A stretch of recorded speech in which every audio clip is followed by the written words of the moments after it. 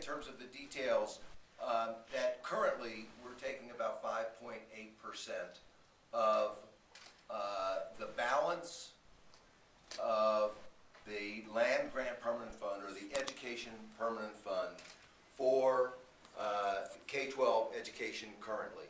This proposal would go to the voters, and it would bring the distribution from the fund up to 7% for 10 years, and about 1.5% of that 7% would go to early childhood education programs, really getting kids ready to go to school, so that the huge investment, the almost 60% of the state budget that we're investing in education, pays off better. And we think 1.5% of that fund for 10 years is a very wise investment for the state. I think that,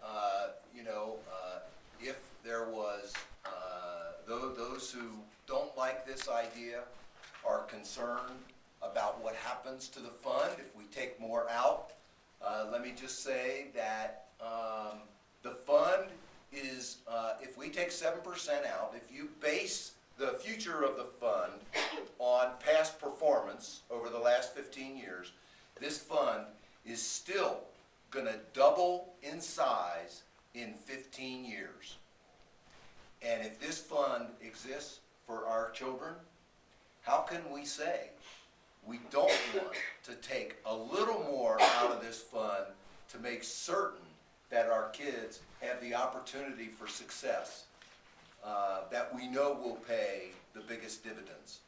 And so I'll leave it at that. If you want more details, I'm happy to answer questions. But I just think this is one of the wisest investments the state can make. And at some point, we need to stop talking about what the permanent fund is invested in and talk about investing in our children at a time when that investment will pay the biggest dividends for them and for our state.